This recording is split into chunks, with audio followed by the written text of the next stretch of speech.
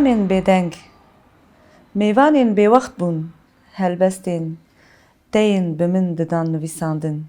Peyamên bêdeng bûn, di şefeqê de yên min hişyar dikirin ji xewê. Hêviyên westiyayê bûn, ez bi pênûsê re dikirin heval. Bayekî cemidî min kil dikir bi aliyê te ve. Terk li evîna me ket, di nava hestên şikestî de. Di birînên westiyayî de hêsirîm. Te di fermeskên çavên min de tunebûna xwe vedişart. Te digot ez ê te bihewînim di kezeba xwe ya şewitî de. Zat xweş. Dem baş temaşevanên hêja bi bernameya wêjevînê em îro jî dîsal pêşberî we ne. Mêvana me ya îroyîn helbestvan, nû helbestvan em bêjin Nurcan Delîl e. Tu bi xêr hatî. Sağ bê, spas dikim. Ez jî spas dikim me kir mêvanê xwe. Mala ve. Me bi helbestekê dest pê kir. Em bi te bidomînin helbest, çima helbest, çawa helbest hinekî tu behsa vê çîroka xwe bikî. Dema me re vedigerin jiyanê, li jiyana xwe di nerê bingeha wê di zaroktiyê de veşartiye. Zaroktî, tiştên di zaroktiyê de diqewime, bandora wê di derûniya mirov de dike. Ez jî dema vedigerim zaroktiya xwe wek gelek jinên Kurd, wek gelek jinên Kurd zaroktiya min jî bi xemgînî derbas bû û di bindestiyê de derbas bû. Yani meqsed helbestanîna min jî dilêşiya xwe, pirsgirêkên civakê, pirsgirêkên jinê, ê di derdora me re diqewime pirsgirêkê wê bi awayekî werê bînim ziman. Yani tiştên min dixwast ez bêjim lê nikarim rasterast bêjim. Carna jî mirov dixwaze tişta bêje lê naxwaze kesekî bişkîne bi zimanekî tûş. Ji ber wî hawî min xwest ez tiştên qewimiyê di jiyana xwe de tiştên min dîtiyê bi helbestê bêjim vebêjim. Adinê jî tiştên di dilê me re de dimîne, dilêşiya me re, hêviyên me re, stûxwariya me re, di hundirê me re diqirpiçe. Yani pêwîstiya wê heye derkeve der. Pêwîstiya êşên me re heye bi awayekî me re derxider. Di civaka me ya Kurda de jî veya gelekî girîng e zehmetiya wê heye. Derketina êşên me re. Dema tulveya jî di nerê diqirpiçe tu dibê ka ez ê derxim lê bi çawayê derxim.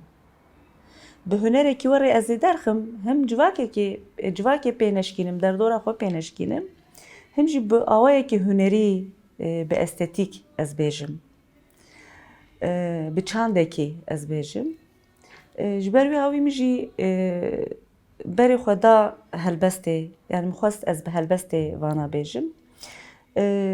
Yani bandora desthilatdariyê û evînê min dest bi helbestê kir û ji min re bû wek qada kula xwe û jenga nav û dilê xwe yê rijandinê. Min xwest tiştê dilê xwe ez bi saya helbestê birjînim. Yani ev dema mirov li bawayekî giştî li helbestin te dinhêre nasnameyekê wan a xweser heye.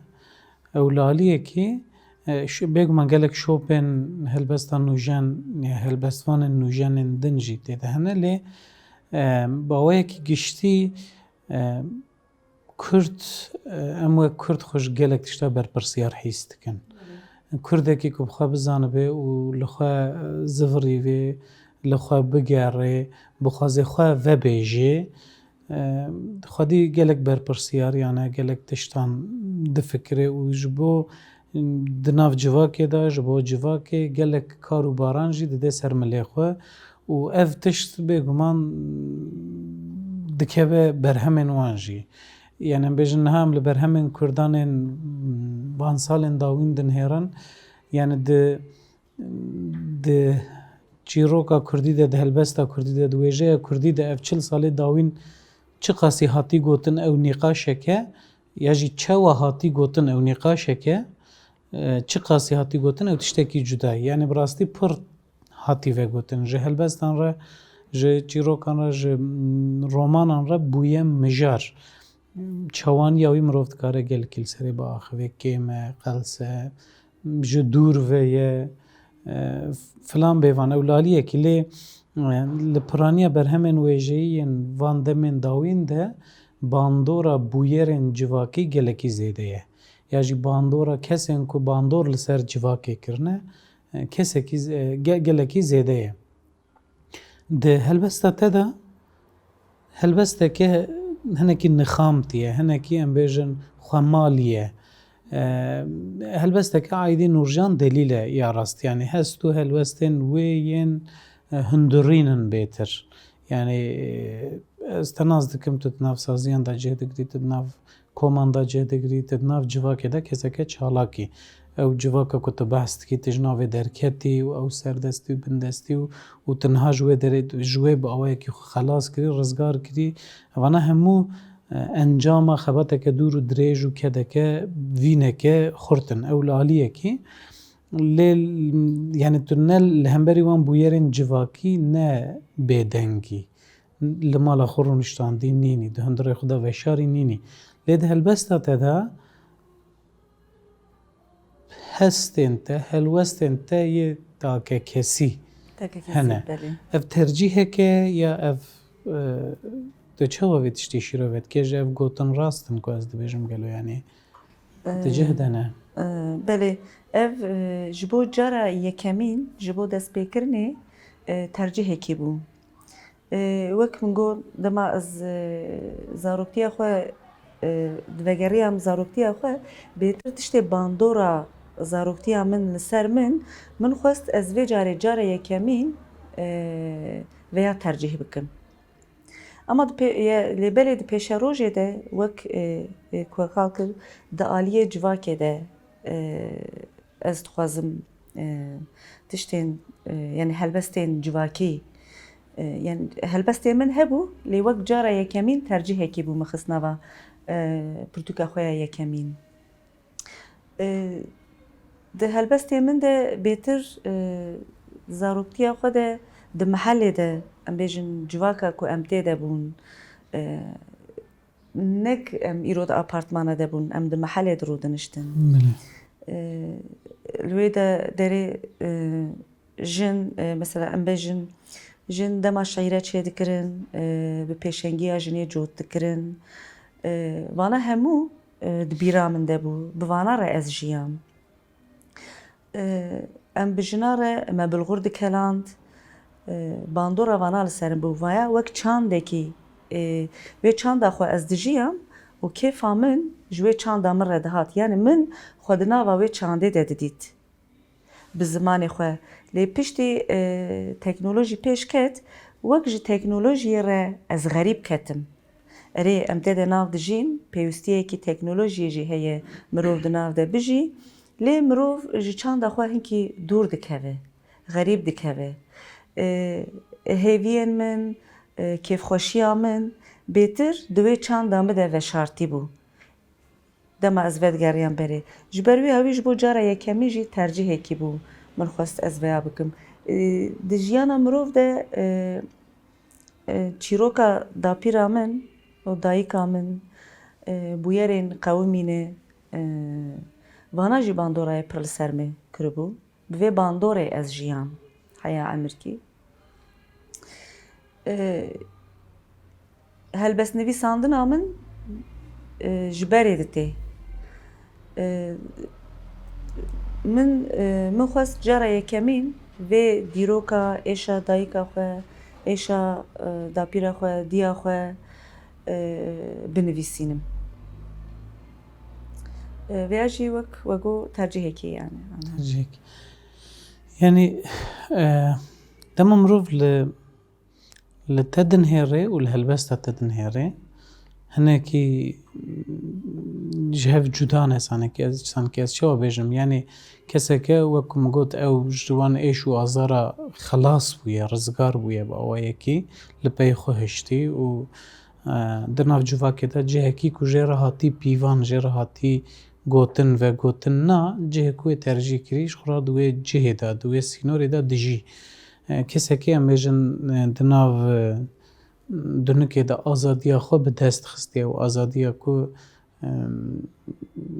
دبن بندستیا مالبات دا یا جی در دوره که تنگ دای او چارچوبه تنگ شکینان دی و ده جهانه که برفرهتر ده دجی و اف نمونه مخابن بگمان دناف جواکی دا گلک هنه لی دما مروف لیدن هر پرانی جنین کرد هینا ده همان روشی دن امروف دکاره بیجه یعنی میر جی خواه نه آزادن ام بیجن به هر آوائی لی جن ایجا هینا دبن تحکمه میر دایجی داویا دو جواکی که هینا جی باوک سالاره میر سالاره و گلک گوهرینو و گوهرین دوه ایجاده کسی که کتل وی آلیایی هنکی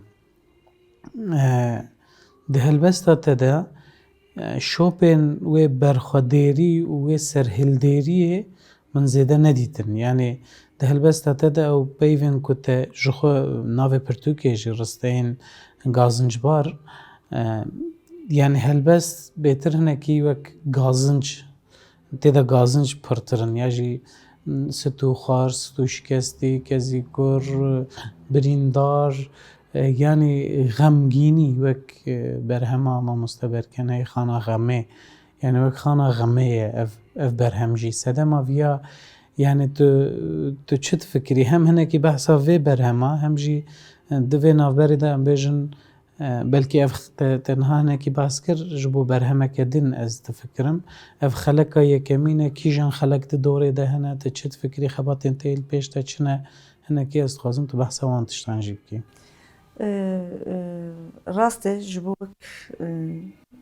سکنه من و هلبستین من دبی بلکه نخویا بنر گوری هف بی لی بنگه هاوی وقت تشتین مقال کر میناکین مقال کر هنه ایرو دبی وقت سکنه کی خورده بنگه ها ام چاوی هم دبین وقتی هونجی زانن دبین زاروکتی نینکا جیانا مروین مزنه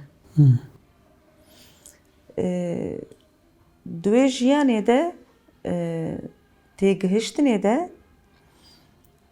ده ستوخاریه ده خمگینیه ده هدی ده تمنی خوده بهتر تو خورده به و دما تو چند خو نازدکه دن چند خو ده دجی تو بزمان خو دجی بهتر با آخفتن زمان خو به چند خو و گلک چالکیم ویژن دسازیه ده جیگرتنا من دسازیه مده جیگرتنا من وی خورتبونی وی سکنه دامن یعنی بسایا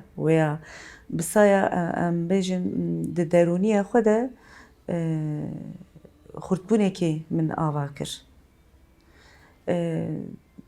اویاجی از دبیم دبنگه هاوی جیده ev ve şartiye yani zarokti ve şartiye lewek an havego min vana xelas kiriye yani betir biseknexi wek jineke kurt bisekneki xurt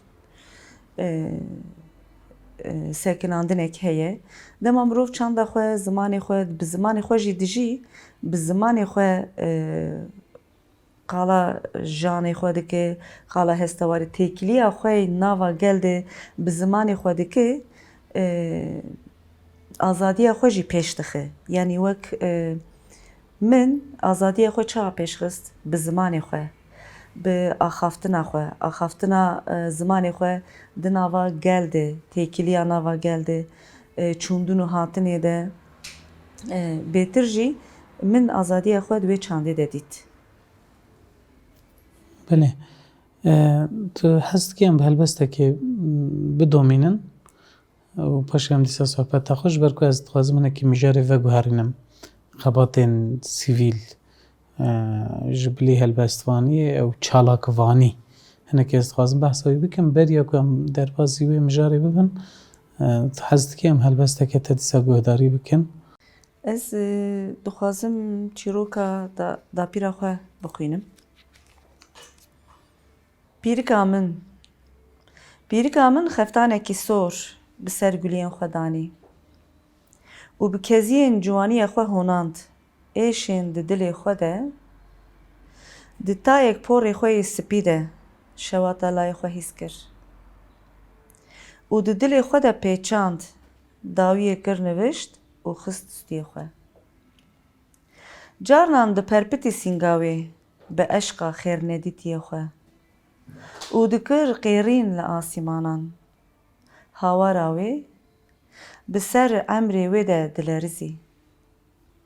Wê berengaziya xwe di xemgîniya xwe de dikir xew û difetisand hêsirê xwe. Di zengiloka xwe de heta ber mirinê di bêdengiyê de. Ez dixwazim behsa vê çîrok helbesta pîrika xwe bikim çîroka wê. Wek tê diyar e tê femkirin çîroka pîrika min çi ye. Pîroka min di zaroktiya xwe de kişandiye heya ber mirinê.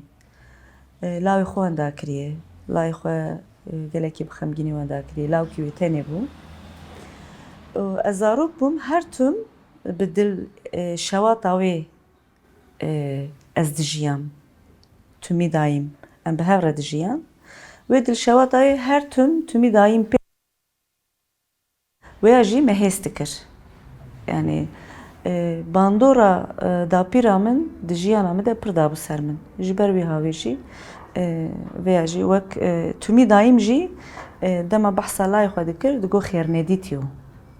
Yani xêrnedît. Ji ber vî havî ji peyva xêrnedîtiyê pey gotina xêrnedîtî yo jî ji wê de hatiye. Spas. Yani her Kurdek gelek êş çi êşên takekesî çi êşên civakî kirine hemayîl kem bêjin kirine nivişt û di stiyê wan dane û ya giring e ku wê êşê re bikaribe mirov bijî wê êşê ji bîr neke bi wê êşê veguherîne hêzekê û bi wê hêzê teşe bide jiyana xwe û bikaribe bijî.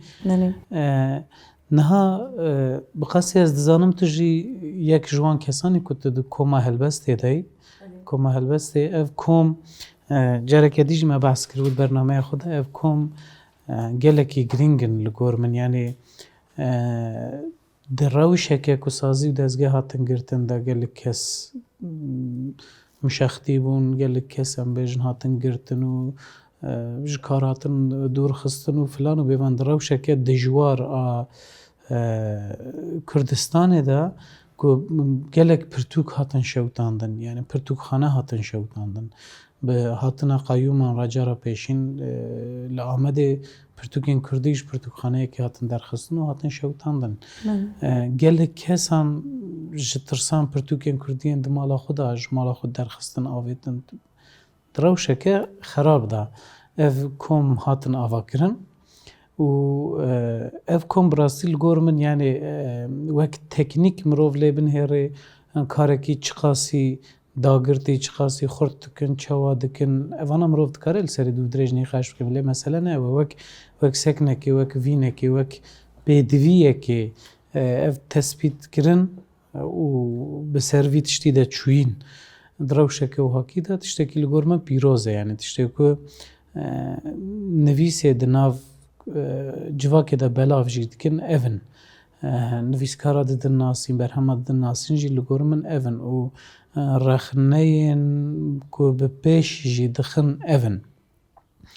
Tu jî yek ji wê komê û dema behsa wê komê tê kirin yani her kom her karek hetan hatî kirin di heman demê de dibistaneke jî ku kesan da afirîne kesan berheman derdixe holê ev berhema te jî risteyên gazincbar ئەو ژی وەک ئەم بێژن بەلکی تێکیلیەتە و هەلبەستێ بەرێ هەبوو تە دنویساند لێ بە باوەریە و وێ کۆمێداتە ئەف پرتوک هات وەشاندن دکارێنێکی بەحسا وێ کۆمێ بکی و پاشێ ژێمێ بەحسا کۆمەلبوونێ ژبەر کە کۆمەلەیە وێژەکاریم کرد هات ئاواکردن و تژیەک ژوان کێسانێک وت ناو دامەزرنەرێن وێ دەی ئەم بەحسا وێ کۆمێ بکن و پاشێ بەحسا کۆمەلێ بکن کۆمەلەیە بکن بەری کەس دەرباسی کۆما هەلبەستەیە ئامادێ نەبم من هەلبەستە نویساند لێ هەلبەستێن وەکی وێ دەمێ وێ دناوا ڕۆژانەدە دکاری خۆدە چ هاات بیرا من ددا بەرهەف یا مدگۆ براژ بیر نەکەم دزارۆکتیە خۆدە وەک تشتێک و تێبیرا من ji bo ez ji bîr nekim wan didim berhev ama çawa lê hat dema ez bûm ez pê min hevalên min di koma helbesteya Amedê de bû ez jî bûm mêvan wekî mêvan ez tev lê bûm di mêvandariya min de li komeleyê nerî koma helbesteya Amedê gelekî xweş e dixwînin li ser helbestvanên klasîk jiyana wan û helbestên wan dixwînin gelekî kêfa min jî hat carkî du car sê car û ez dawiyê tevlî min jî xwest ez derbasî tevlî koma helbesteya Amedê bibim û piştî ez derbasî tevlî koma helbesteya Amedê bûm bêtir ez li ser sekinîm li ser helbestan ez sekinîm û tiştê min tanî berhev me helbestê xwe dixwandin hevala got Nurcan tu jî dest pê bike yani me got dema li helbestvanên klasîk dinerin yani ez ê çawa dest pê bikim ez fedî dikim yani gerek ez pir jîr û jêhatî bim ez nikarim anha dest pê bikim ji bo pêşketina min gelekî dem lazim e bi sala lazim e hevala jî got wek destpêkirinekekî ew ê ji te re bive gavekî ew ê bêtir wê hîsê werde ji bo pêşketina te wele min hewl da û min dest pê kir di nava koma helbesteya Amedê ji bo pirtûka min pêşketineke nû bû yanî cara yekemîn ew ji min re bû sedem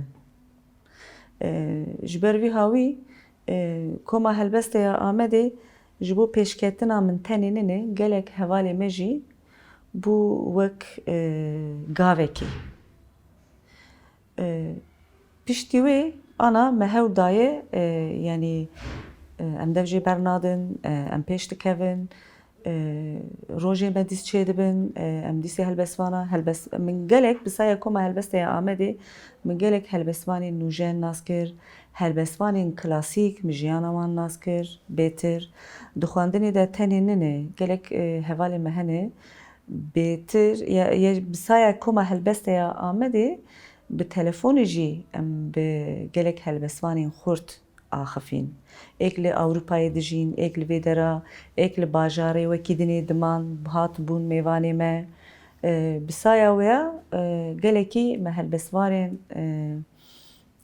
xurt nas kir werê kêfa me dihat bi wê naskirinê re yanî tu wa rêzgirtinekî di nava civakê de jî çê dibe li hemberî te li hemberî wan bi saya wê ya sekina te ya di her alî de di aliyê derûnî de jî xurt dibe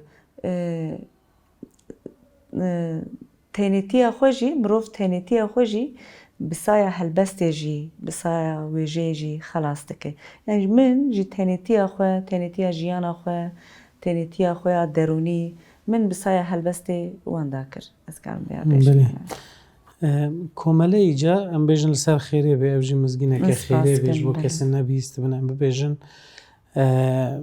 کۆمەلەیەکشی هات ئاواکردن یعنی ئەو دووە پشتوێ تۆفانێ و ئەوەی کۆمەلەیان نویسکاران لە ئامادەژ هاتووەگرتن و نویسکار هەنێکی ژەفد و بەربەلاو بوو بوون یعنی کۆمەلە هەنێکیت کورتاسی بەحسا pêvajoya damezrandina komeleyê bikî bi awayekî fermî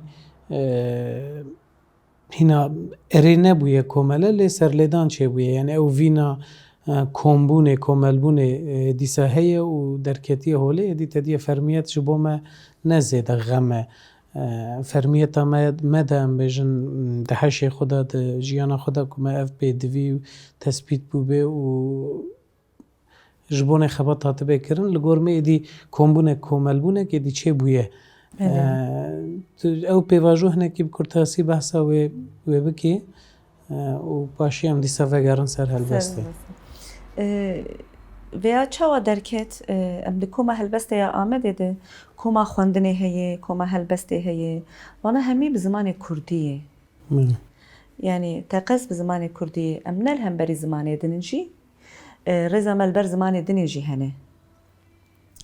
Lê belî wek çanda xwe ji bo çanda me li ser piya bimîne, ji bo çanda xwe, ji bo zarokên me pêwîstiya me bi wêjeyê, bi çandeke xurt, bi çandeke ziman hebû veya tûmî dayîm me nîqaş dikir. Yani çima aqûz komele hene, çima komeleya me ya wek bi navê Kurd tune ye. Pêwîstiya veya heye. Gelek caran me veya nîqaş kir û me biryar da. Vê biryarê jî di aliyê gelek hevalan de hat nîqaşkirin û erêkirin û hewldan hevala serî lêdan. Di serî lêdanê de cara ewlê gelek tişt derketin qebûl nebû vegeriyan hat, çûndûna hatin çêbû. Gelo wê qebûl bibe nebe vê dawiyê qebûl bû lê bi fermiyetê wek we got hîn qebûl nebiye lê gotinekî kar û barê xwe bikin. Tabeleya xwe lêxine û kar û barê xwe dest pê bikin. Me jî dest pê kir û pêwîstiya wêjekarên Kurd jî bi vê komeleyê hebûn. Yani ez bawerim bi piştgiriya tora ziman koma helbestê ya Amedê, koma xwendinê, komeleyê gelek ê Kurd wekî dinê û piştgiriya em bêjin komeleya wêjekarên Kurd jî hemû tev bi hev re li ser aliyê wêjeyê, li ser aliyê hunera xwe, zimanê xwe bixebite ew ê gelekî pêş bikeve. Yani em jî pir kêfxweşin ji bo vê komeleyê. Bi hev dayek berfireh bibe, geş bibe û xurtir bibe. Niha ez dîsa dixwazim vegerim ser helbesta te beriya wî lê ez dixwazim tu helbesteke dî bixwînî û em paşê derbasî helbestê bibin. Ji bo te jî helbestekî hûn dixwazin ez bixwînim ya ez biryarê bidim? Na tu biryar bide.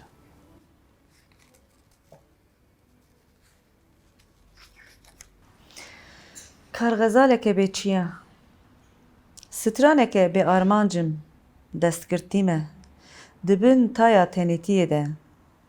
Jiyanek ji destçûyî me yekem care ku mirin tînazê xwe bi min dike. Şewatek hînavên min radipêçe. Were de were barê tewanbariya min hilgire. Tirsa mirinê lotikan davêje. Ez jî taqetê ketime. Bi girêdanek koçerî di dîrokek ji bîrkirî de ez karxezaleke bêçiya me. Niha dema me jî hindik ma ez dixwazim vî tiştî jî pirsim. Helbesta te de dema mirov pirtûkê dixwîne mirov hinekî bêhna Ehmed Hüseynî jê tê ya jî em bêjin wê tarzê jê tê. Ez dixwazim yek yani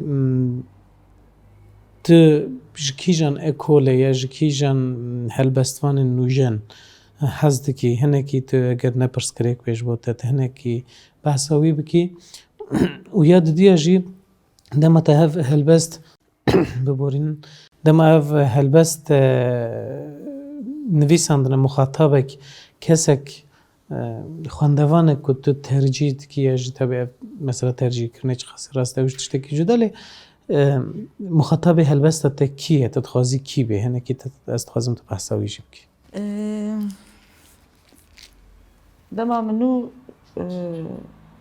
di demên berê de di dîroka xwe de di temenê xwe yê biçûk de helbestkarên Kurd min nas kir ewil a yekem cegerxwîn bû. Car carna ji mir giran dihat. Li vê dawiyê min êdî fêm dikir. Vê dawiyê jî wek rast vego di pirtûka min de ahêriya bin bandora wê demam Ehmed Hüseynî bû. Min dema dest bi Ehmed Hüseynî kir, min hinek xwe di helbestên Ehmed Hüseynî de dît û min bêtir wî girt dest ez bêjim yanî bîna wî jê tê. Adinê jî bi Feqiyê Teyran dema godarî kiribû, min nas kiribû helbesta wî ya av û av. Ez pir di bandora wê de mabûm ki gelek helbestvanên Kurd bêtir helbestvanên Kurd ê klasîk ez dixwazim naz bikim, bêtir naz bikim û bi rêya wan de herin. û helbestvanên ê hevdem ê nûjen jî hene wek Arjenarê em bêjin wek Rênaz Şiyan vana jî ez bin bandora wan de mame.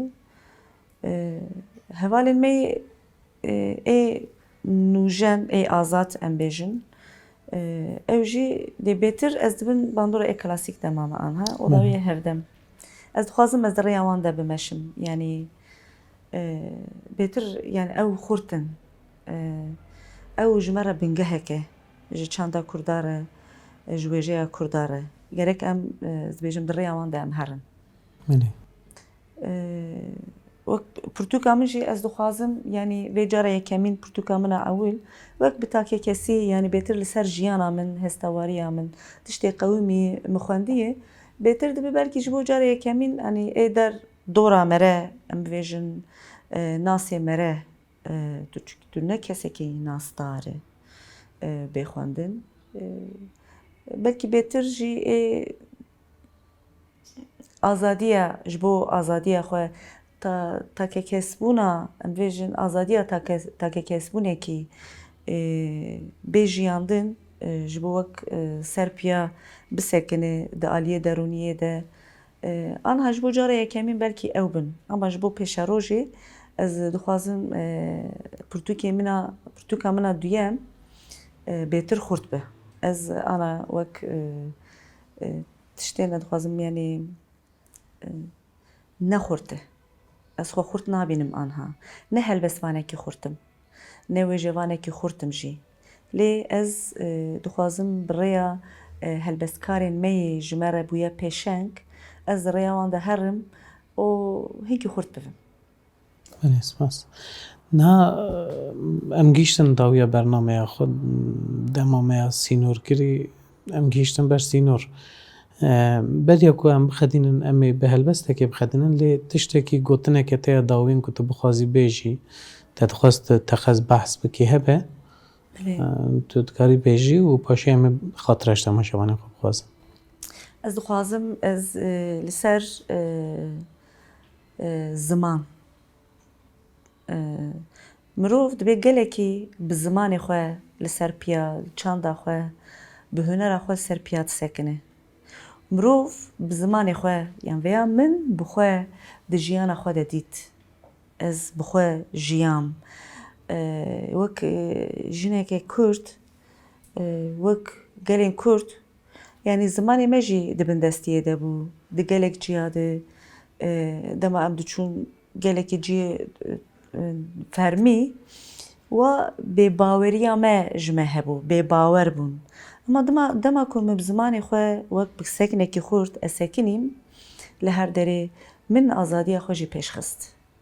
Ez dixwazim tiştên bêjim zarokên me bi zimanê xwe bijîn, pêşkevin, azadiya xwe bi zimanê xwe bikin. Yani zarokê bi zimanê xwe bipeyivin, bêtir xwebawer in. Baweriya wan bêtir heye ji wan. Bi tiştên di jiyana mirov de dema diqewime, bi zimanê xwe û bi çanda xwe bêtir li ser piya dihêle. Dibe ziman şûrê mirov e, bira jî rast e. Ya dema zimanê mirov xurt bi di aliyê perwerdeyê. Tu bi zimanê xwe di nava civakê de diaxife, wê rêzgirtinê jî tu dibînî. Li hemberî te gelek rêzgirtin jî tê girtin. Tu li hemberî tişta erêbûn û nabûna te çêdibe. Ji ber vêya jî bangewaziya min ji dayîka re, bêtir ji dayîka re. Çünkü di malê de ew bêtir dimînin û bi zarokê xwe re ew bi zimanê xwe diaxifin.